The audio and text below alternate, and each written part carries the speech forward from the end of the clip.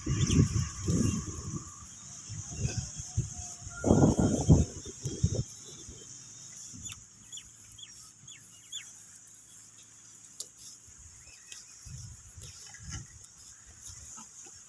YouTube channel பார்க்குற அனைவருக்கும் வணக்கம் நண்பர்களே. இது நல்லா வயிறு ரொம்ப செனையாடு, நல்லா மடி விட்டுருச்சு. ஒரு 2-3 நாளில் எப்படி குட்டி போட்டோம். நல்லா பதுசாக இருக்கும் குட்டி. இந்த இடத்துல இருக்குது பார்த்தீங்களா, நல்லா மடி விட்டுருச்சு. 2-3 நாள்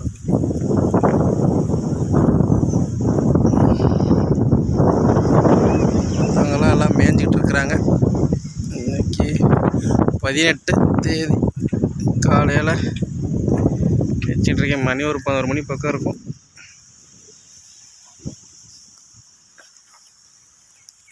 எல்லாம் மேய்ஞ்சிக்கிட்டு இருக்கிறாங்க. போயிட்டு வந்துட்டேன், வேலைக்கு போயிட்டு வந்துட்டு இன்றைக்கி தான் நைட்டு தான் வந்தேன். சரி காலையில் எப்படி இருக்கான்னு பார்க்கலாம் அப்படின்ட்டு மேயறாங்களா என்ன பண்ணுறாங்கன்னு பார்க்கலான்னு அப்படியே திறந்து விட்டேன் நானே. இன்னைக்கு எல்லாம் மேயறாங்க. நேற்றுக்கு செவ்வாய்க்கிழமைங்களா, செவ்வாய்க்கிழமை நைட்டு குட்டி பிடிச்சிருக்காங்க. புதன்கிழமைக்கு இங்கே கரூர் மாவட்டத்தில் மணமேடு சந்தைக்கு ஒரு 12 குட்டி ஓட்டியிருக்காங்க. 12 குட்டி 5 ரூபான்னு ஓட்டியிருக்காங்க. 12 குட்டி 12 5 60,000 ரூபா. 60,000 ரூபாய்க்கு குட்டி ஓட்டியிருக்காங்க. இங்கே மேக்ஸிமம் 5.5 6 இப்படி பிடிப்பாங்க. இங்கே நம்ம 5 ரூபாய்க்கு நம்மக்கிட்ட பிடிக்கிறாங்கன்னா அவங்க வந்து வியாபாரி தான் நம்மக்கிட்ட பணம் கொடுத்துருப்பாங்க. எல்லா பட்டியிலையும் பணம் கொடுத்துருப்பாங்க. தேவைப்படுறவங்க வாங்கியிருப்பாங்க. நாங்கள் ஒரு 1.5 லட்ச ரூபா வாங்கியிருக்கோம். அதனால் அவங்கக்கிட்ட கம்மியாக தான் பிடிப்பாங்க. ஏன்னா பணம் வாங்கியிருக்கனால அதுக்கு என்னாச்சு வட்டி அப்படிம்பாங்க. ரொம்ப எத்தனை வருஷமாக கொடுத்துருக்கோம், வரவு செலவு பண்ணுறோம், அதுக்கு கணக்கு இருக்குங்களே. அதனால் ஒன்றும் பண்ண முடியாது. குட்டி வர்றப்போ கொடுப்போம். மற்ற நாளில் நமக்கு காசு தேவை இருக்கும். ஸோ எப்போ போய் கேட்டாலும் பணம் கொடுப்பாங்க. 5,000 10,000 2,000 3,000 நம்ம தேவைக்கு தகுந்த மாதிரி எவ்வளோ பணம் கிட்ட கொடுப்பாங்க. அதனால் அவங்க பிடிக்கிறப்ப நம்ம ஒன்றும் சொல்ல முடியாது. அவங்க போய் 6 6.25 6.5 அவங்க அதோட இன்னும் கொஞ்சம் குட்டி பெருங்குட்டி சின்ன குட்டியெலாம் கலந்து போட்டு ஒரு கணக்காக விற்றுப்பாங்க. நம்மக்கிட்ட 5 ரூபான்னு தான் பிடிப்பாங்க. ஒரு நிமிஷம்.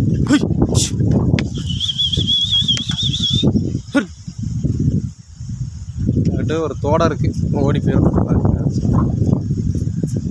அதனால் ஒரு 12 ஆட்டுக்கு நல்லா பால் கட்டி மடி கட்டி கிடக்குது. மீதியெல்லாம் செனையாடு இருக்குது. அப்புறம் இங்கே ஒரு குட்டி மண்டி போட்டு மீதி பார்த்திங்களா, இந்த குட்டி மாதிரி எல்லாம் ஓட்டணும். சின்ன கடாய்க்கு விட்டுருக்கு. இல்லை இதோட செட்டு தான் போனதெல்லாம். அம்மா பிள்ளையாட்டு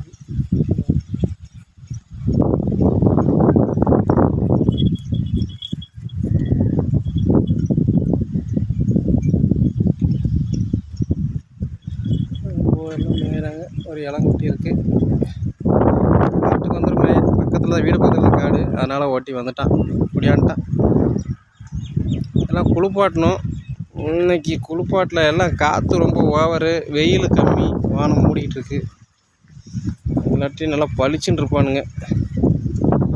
ஸோ கொஞ்சம் வீட்டில் வேலையாகிட்டு இருக்கனால குளிப்பாட்டில் குறைஞ்ச காற்றுல குளிப்பாட்டால் சரியாக வராதுன்னு குளிர் பிடிச்சிக்கும். நைட்டெல்லாம் காற்று, பகலும் காற்று, ரொம்ப காற்றடிக்குதுங்க.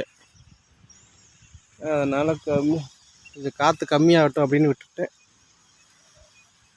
குளிப்பாட்டிட்டு மருந்து போடணும். அப்போ தான் அது நல்லாயிருக்கும். எல்லாம் பச்சை மேயுது, காயுது, மண்ணுக்கு. அப்புறம் கொஞ்சம் சாணி மாதிரி போடுவானுங்க. குளுக்க மாதிரி போட்டால் தான் நார்மலாக இருப்பாங்கன்னு நம்ம ஒரு கணக்கு பண்ண முடியும். சாணி மாதிரி போட்டாங்கன்னா சரி கொஞ்சம் மருந்து தேவைப்படுது அவங்களுக்கு அப்படின்னு நம்ம முடிவு பண்ணிக்க வேண்டும். ஏய் ஜூ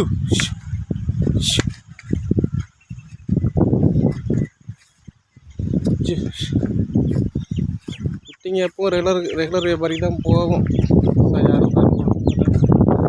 பால் குடி பார்த்தீங்களா, இது வந்து ரெட்டை குட்டி ஆடு. ஒரு குட்டி இருக்கான்னு விடல. இன்னொரு குட்டி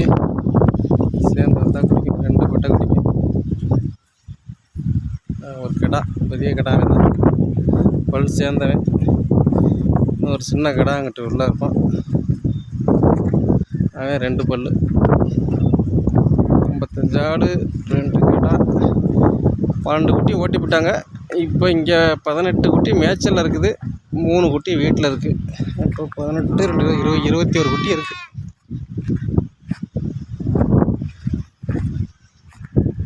வா வா,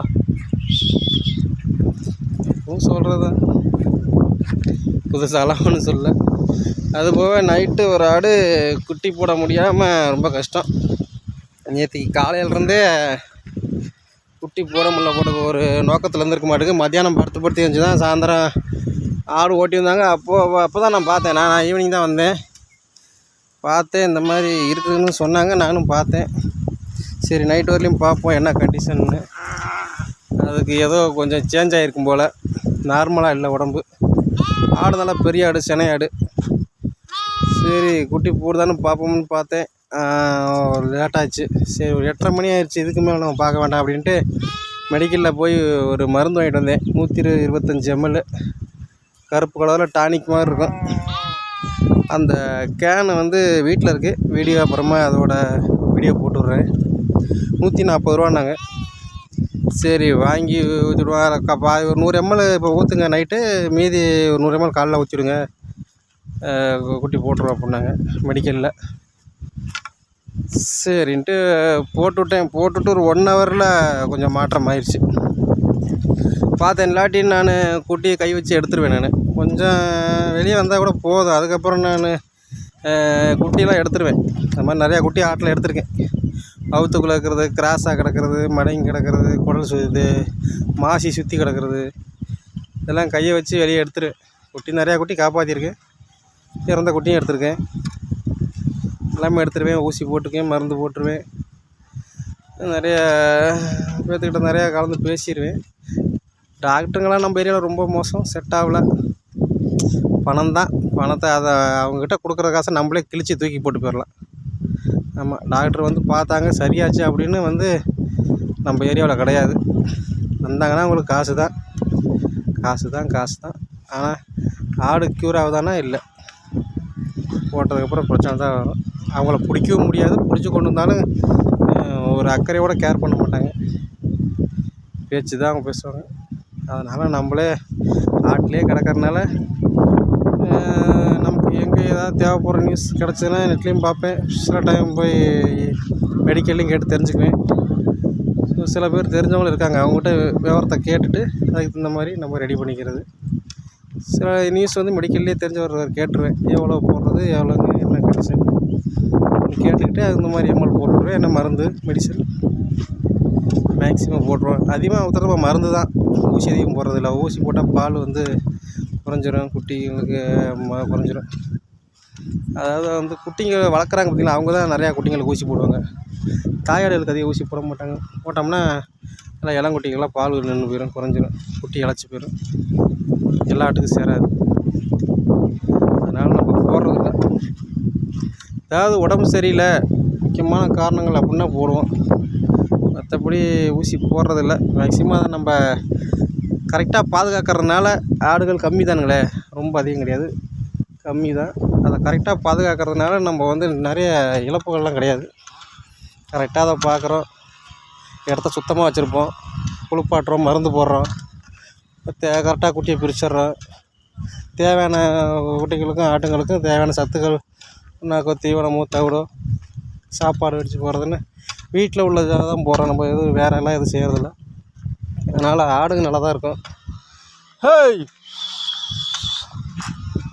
அதனால் எந்த பிரச்சனையும் பெருசாக நமக்கு வர்றதில்லை. அதனால் நம்ம பராமரிப்பு கரெக்டாக இருக்கனால வேறு எதுவும் நம்ம எக்ஸ்ட்ரா யூடியூப்பில் சொல்கிற மாதிரி பல விஷயங்கள் நம்ம பண்ணுறதில்ல. தேவையானதாக பண்ணிக்குவோம், அது கரெக்டாக இருக்குது நமக்கு, அதனால் விட்டுறது. மழை டைம் வந்தால் சில மாற்றங்கள் வரும், வெயில் டயத்தில் சில மாற்றங்கள் வரும். அப்போ நம்ம இந்த மாதிரி பண்ணணும். அது அப்பப்போ சொல்கிறேன், இப்போ சொன்னால் சரி வராது. அதனால் அப்புறம் எண்ணெயெல்லாம் எடுத்து ரெடி பண்ணி வச்சு அந்த ஆட்டோ குட்டியை எடுத்துடலாம் வெளியே அப்படின்னு. அப்புறம் அது கொஞ்சம் ட்ரை பண்ணிச்சுங்களா, சரி பார்ப்போம் கொஞ்ச நேரம் குட்டி போடுதான்னு பார்ப்போம்னு ட்ரை பண்ணேன். அப்புறம் ஒரு 1 மணி நேரம் மருந்து ஊற்றி ஒரு 1 ஹவரில் 8:30 மணிக்கு ஊற்றினேன், ஒரு 9:30 மணிக்கு அதுவே குட்டி வெளியே தள்ளிடுச்சு. கிடா குட்டி நல்லா சூப்பர் குட்டி, பெருங்குட்டி. நல்லா கைகாலெல்லாம் வாட்டமாக நல்லா தலையில் போட்டு வச்சு சூப்பர்.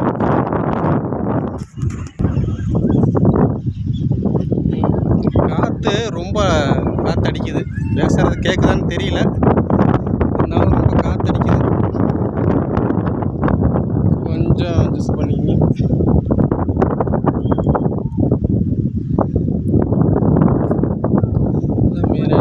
நிறைய பேர் ஃபோன் பண்ணிட்டு ஆர்டர் இருக்கா, குட்டி இருக்கான்னு கேட்பாங்க. நம்பர் கொடுங்க அப்படின்னு கூப்பிடுவாங்க. சில பேர் கமெண்ட் பண்ணுவாங்க. இல்லை ஆடு சேல்ஸ் இப்போ இல்லை, இதெல்லாம் வீட்டாடுங்க தான். நம்ம வியாபாரம் பண்ணுறது இல்லை. வியாபாரம் பண்ணுறவங்கன்னா செட் செட்டாக கொண்டு வருவாங்க, பிரித்து போடுவாங்க, விற்பாங்க. இருக்குன்னு யூடியூப்பில் போடுவாங்க, இல்லை பக்கத்தில் லோக்கல் வியாபாரிகளாம் சொல்லுவாங்க. நம்ம வீட்டாடு தான், ஆனால் அடிக்கடி சேல்ஸ் எல்லாம் இருக்காது.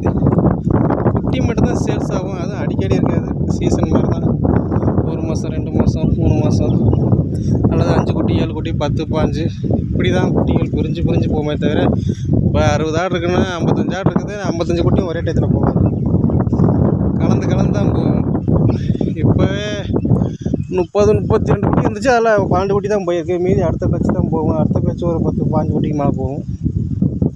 இப்படியெல்லாம் பேட்சாக தான் இருக்குது. அதனால் கேட்டு வரவங்களுக்கு செட் ஆகாது. சந்தைக்கு போனீங்கன்னா கூட எல்லாம் ஒரே மாதிரி குட்டிகள் பிரித்து எடுக்கலாம். ஆனால் ஆட்டில் வந்து எல்லாம் ஒரே மாதிரி தரமாக இருக்காது. 4 குட்டி சின்னதாக இருக்கும், 4 குட்டி பெருசாக இருக்கும், பெட்டை குட்டி இருக்கும், கிடா குட்டி இருக்கும், எல்லாமே மாற்றங்களாக தான் இருக்கும். சந்தைக்கு போனீங்கன்னா 4 குட்டி 2 குட்டி 3 குட்டின்னு வாங்கி பிரித்து போட்டு ஒரே ஒரு கோர்வையாக கொண்டு வரலாம். ஆனால் இங்கே அப்படி ஆட்டுங்களில் பிரிக்கும்போது அப்படி இருக்காது. பிடிச்ச மாதிரி பொறுக்கி எடுக்க முடியாது. அது நிறைய ஆடுங்கள் வச்சுருக்க இடத்துல இருக்கும், நம்மக்கிட்ட அந்த அளவுக்கு இல்லை. ஒரு 100 ஆடு 200 ஆடு இருக்கிற இடத்துல ஒரு 50 குட்டி 100 குட்டின்னு அப்படி என்ன பொறுக்கி எடுக்கலாம். ஆனால் கம்மியாக இருக்கிற இடத்துல பொறுக்கி எடுக்க முடியாது, நமக்கு பிடிச்ச மாதிரி எடுக்க முடியாது. சந்தை போனால் தான் நமக்கு பிடிச்ச மாதிரி பொறுக்கி எடுக்க முடியும். 10 100 விலை முன்ன இருந்தாலும் நமக்கு பிடிச்ச மாதிரி குட்டிகள் எடுக்கலாம். அப்புறம் வந்து நம்ம தறி மாதிரி சரி பண்ணிக்கலாம். சேல்ஸு கிடையாது. சேல்ஸ் வீடியோ இருந்தால் கண்டிப்பாக சேல்ஸுன்னு போட்டுட்டு கண்டிப்பாக நம்பர் போடுவேன். நிறைய பேர் நம்பர் கேட்குறாங்க, சும்மா பேசுகிறது வேஸ்ட்டு. என்ன சொல்கிறீங்க? வெறும் நம்பர் இல்லாமல் போட்டு நீங்கள் கேட்டுருங்க, இல்லைன்னு தான் சொல்ல முடியும், இருக்குன்னு சொல்ல முடியாது. காற்றடிக்கிறதுனால தான் இங்கே போயிட்டேன். ஆமாம், விற்காமல் குட்டி இருக்கா ஆடு இருக்கான்னு ஃபோன் பண்ணி நீங்கள் சும்மா கேட்டு நான் இல்லைன்னு சொல்கிறதுக்கு வேஸ்ட்டு தானுங்களே. அதனால் நான் நம்பர் போடுறதில்ல. சேல்ஸ் இருந்தால் கண்டிப்பாக நம்பர் போடுவேன், ஃபோன் நம்பர் போடுவேன், விலை சொல்லுவேன், எத்தனை உருப்படி இருக்குது, எத்தனை சினையாக இருக்குது, எத்தனை குட்டி இருக்குது, பல்லு எப்படி, எல்லா விவரமும் சொல்லி கண்டிப்பாக போடுவேன். ஸோ பாருங்கள், பிடிச்சவங்க பாருங்கள். அப்போதைக்கு தேவை இருந்தால் அந்த நம்பருக்கு கான்டாக்ட் பண்ணுங்கள். அதனால தான் நம்ம இடையில போடுறதில்ல. நம்ம சேல்ஸ் பண்ணால் ஆடு குட்டி எல்லாமே மொத்தமாக சேல்ஸ் ஆகும். குட்டி தனியாக தரமாட்டோம். ஆனால் அதுக்கு ரெகுலராக ஆள் இருக்காங்கன்னு உங்கள்கிட்ட சொல்லியிருக்கேன். அதனால் விற்கும்போது மொத்தமாக சேல்ஸ் ஆகுங்க. ஆடு குட்டி எல்லாம் மொத்தமாக சேல்ஸ் ஆகும். எல்லாம் மேயிறாங்க.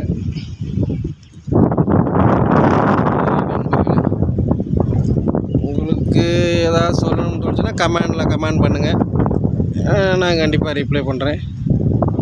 எனக்கு தெரிஞ்சதை அப்பப்போ சொல்லுவேன், உங்களுக்கு தெரிஞ்சதை நீங்கள் சொல்லுங்கள், தெரியாததை தெரிஞ்சுக்குவோம். அவ்வளோதான், வேறு ஒன்றும் இல்லைங்க நண்பர்களே. மேயுது. இந்த ஆட்டுங்களுக்கெல்லாம் குட்டி இருக்குது, ஆனால் சினையாடு. இதுங்களுக்கு குட்டி இருக்குது, இது சினையாடு.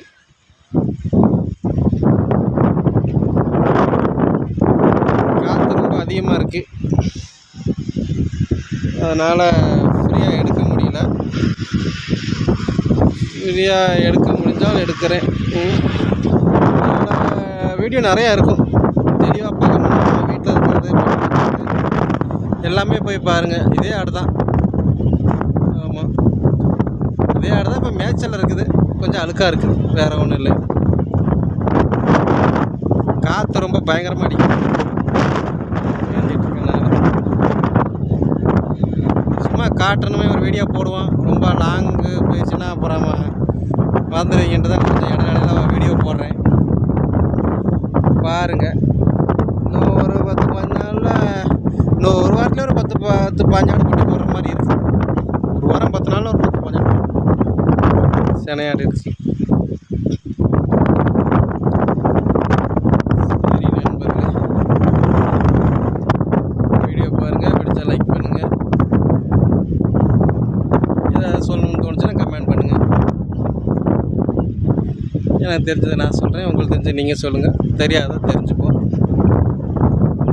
நன்றி நண்பர்களே, நன்றி.